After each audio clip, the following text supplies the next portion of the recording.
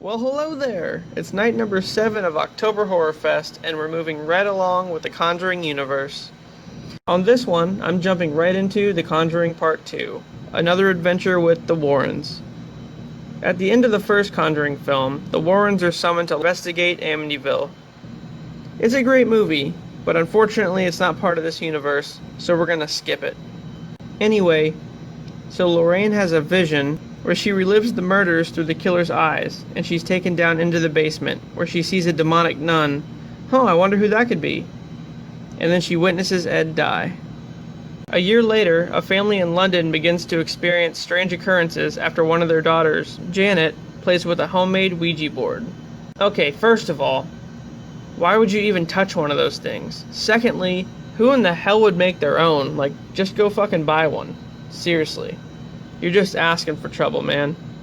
Shortly after she fucks with it, Janet begins to sleepwalk and talk to an entity in the form of an old man. Yeah, that's not good.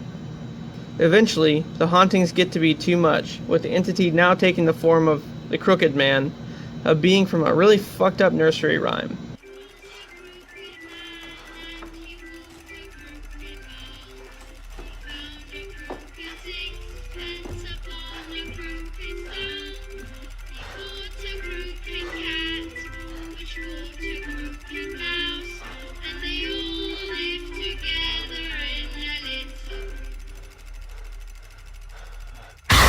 And the family decides to go stay with neighbors. Yeah, smart move. The media attempts to interview Janet, who has now become fully possessed by the old man. The old man identifies himself as a former owner of the house, who died there and wants to reclaim it. This interview eventually gets the attention of the Warrens, but before they go, Lorraine has another vision of the nun and Ed getting impaled on a sharpened tree trunk, and she's hesitant to even travel to London. Ultimately, they go, but not before she blindly manages to jot down a demon's name in her Bible. The Warrens are joined by other paranormal investigators, and they watch the footage of Janet purposely wrecking the kitchen. And then there's this scene where, Patrick Wilson's, randomly playing an Elvis song, and the family's all gathered around, what the fuck does this scene even mean? Wise men say only fools rush in. Thank you. Hey, don't laugh now. But I can't help falling in love with you. After they see the footage of Janet, the Warrens call bullshit on the family and decide to leave.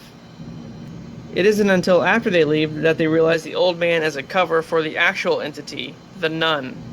So they go back. But by the time they get there, shit has really hit the fan, and Janet is now in full-on nun mode. Ed runs inside and finds Janet about to jump out of a window.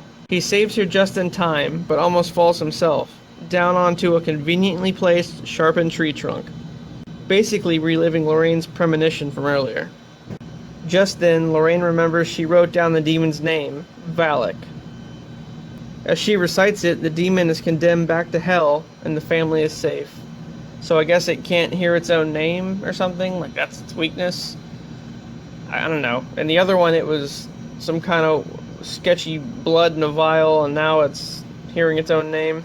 The movie ends with Ed placing another haunted artifact from this case in the artifact room, next to the music box from the first one.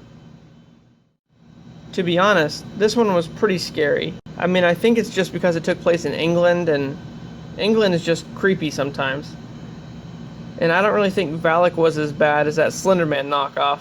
That guy was all lanky and fucking weird, and I don't know. Alright guys, that's enough Conjuring universe for now. Let's move on to some activity of the paranormal variety. I'll see you then.